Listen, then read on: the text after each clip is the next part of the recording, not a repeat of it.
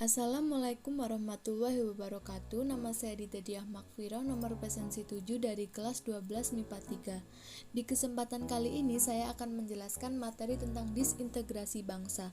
Sebelumnya, disintegrasi bangsa adalah perpecahan bangsa. Ketika kita merdeka bukan berarti kita lepas dari semua hambatan atau halangan, tetapi ada beberapa halangan, yaitu dari luar atau bahkan dari dalam bangsa kita sendiri. Konflik mengenai disintegrasi bangsa itu sendiri terbagi menjadi 3 jenis. Yang pertama adalah yang berkaitan dengan ideologi. Ada PKI Madiun, G30 SPKI, dan DITII. Yang kedua berkaitan dengan kepentingan, yaitu persoalan negara federal, PRII atau Permesta, dan BFO. Kemudian yang ketiga berkaitan dengan ketentaraan, ada konflik Andi Aziz, APRA, dan RMS. Pembahasan kita yang pertama yaitu PKI Madiun. PKI Madiun tentu saja terjadi di Madiun yang diawali dari perjanjian Renville. Kita pasti pernah mendengar Amir Syarifuddin. Beliau adalah salah satu Perdana Menteri Indonesia yang pada tahun 1948 terpaksa diturunkan dari jabatannya sebagai Perdana Menteri karena tidak disetujui oleh rakyat karena perjanjian Renville.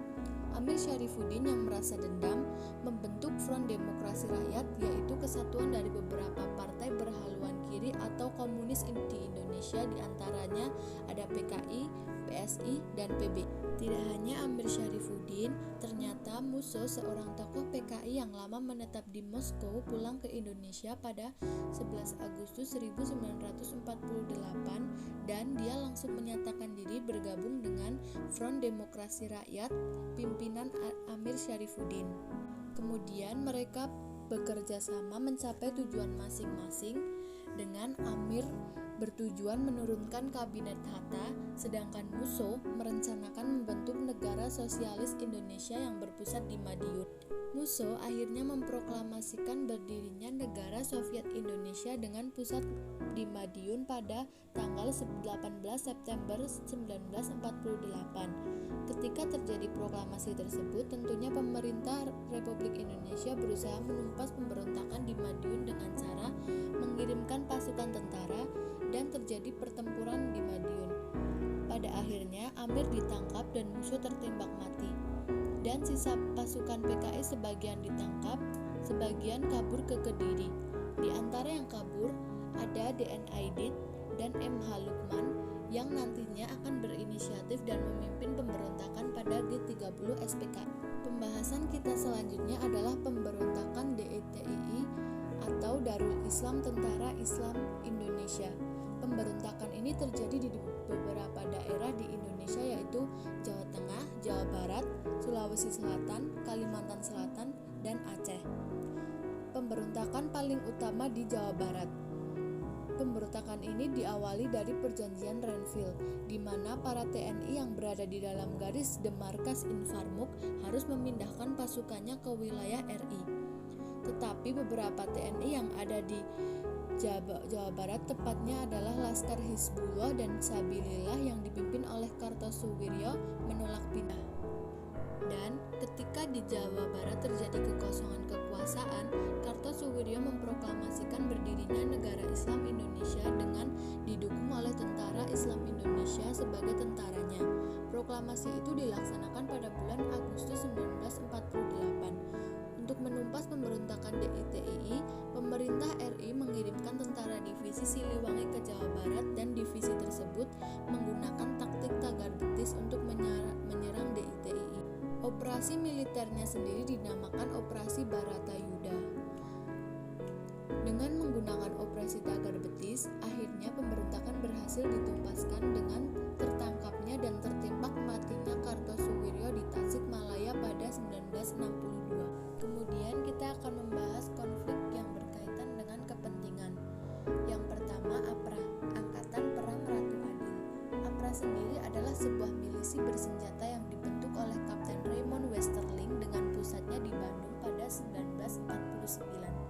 Selanjutnya, APRA memberontak pada 1950 karena menolak kehadiran ABRIS, Angkatan Perang Republik Indonesia Serikat, ke Bandung. Westerling sendiri dibantu oleh Sultan Hamid II dari Pontianak. Kemudian Sultan Hamid II bergabung dengan pemberontakan APRA dikarenakan kekecewaannya tidak dijadikan Menteri Pertahanan di Indonesia, sehingga dia punya keinginan untuk membunuh Sultan Hamengkubuwono ke-9 yang kala itu sebagai Menteri Pertahanan, dan ingin membunuh TB Simatupang, yaitu seorang kolonel Angkatan Darat, sehingga Sultan Hamid II dan Westerling merencanakan penyerangan ke Jakarta. Namun penyerangan gagal. Akhirnya Westerling kabur ke Belanda dan Sultan Hamid II ditangkap dan dijatuhi hukuman mati oleh Presiden RI. Selanjutnya adalah konflik Andi Aziz. Pemberontakan ini adalah sebuah pemberontakan yang terjadi di Makassar pada 1950. Latar belakangnya pun sama, yaitu karena Andi Aziz, seorang kolonel Angkatan Perangnya Belanda atau KNIL, menolak datangnya Angkatan Perang RIS atau APRIS ke daerah Makassar, sehingga dia melakukan pemberontakan dengan menculik beberapa panglima APRIS di Makassar. Pemerintah mencoba mengakomodasi keinginan Andi Aziz dengan memberikan Andi Aziz toleransi untuk melapor ke Jakarta dalam tenggang waktu 4x24 jam atau 4 hari. Tetapi dalam waktu 4 hari tersebut Andi Aziz tidak melakukan apa-apa, dan dia malah terlambat untuk melapor ke Jakarta, sehingga setibanya Andi Aziz ke Jakarta, dia langsung ditangkap pemerintah dan langsung diadili. Pemberontakan yang selanjutnya adalah pemberontakan RMS atau Republik Maluku Selatan. Republik Maluku Selatan adalah sebuah negara baru yang diproklamirkan oleh Soemukil, mantan Jaksa Agung Negara Indonesia Timur pada 1 April 1950. Tujuannya untuk memisahkan Maluku dari RI dan membuat pemerintahan sendiri di Maluku. Kemudian pemerintah mencoba berunding dengan Soemukil dengan mengirimkan Dr. J.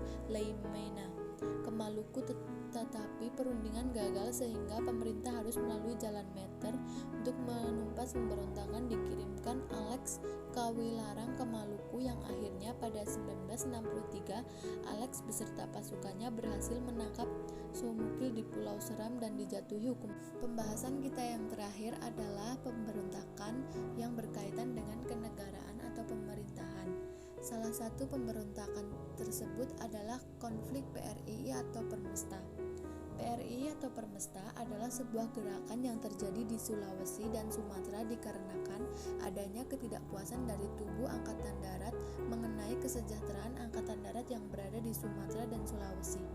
Mereka menganggap bahwa kesejahteraan tentara di Jawa jauh lebih sejahtera dan jauh lebih makmur dibandingkan dengan tentara di Sulawesi dan Sumatera.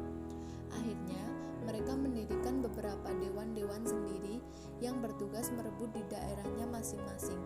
Di antaranya Dewan Banteng harus merebut pemerintahan di Sumatera Barat. Dewan Gajah harus merebut pemerintahan di Sumatera Utara. Ada pula Dewan Manguni dan Dewan Garuda. Kemudian pada 15 Februari 1958, Ahmad Hussein menyatukan dewan-dewan yang tadi dalam sebuah pemberontakan, yaitu PRII, dan dirinya mengultimatum pemerintah pusat serta mengatakan bahwa telah dibentuknya pemberontakan atau pemerintahan revolusioner Republik Indonesia. Berita mengenai adanya PRI menyebar ke daerah Sulawesi yang lainnya sehingga memunculkan gerakan Permesta yang merupakan gerakan dukungan terhadap PRI. Opera militer pun langsung dijalankan dan di tahun yang sama yaitu 1958 pemberontakan berhasil. Terima kasih. Wassalamualaikum warahmatullahi wabarakatuh.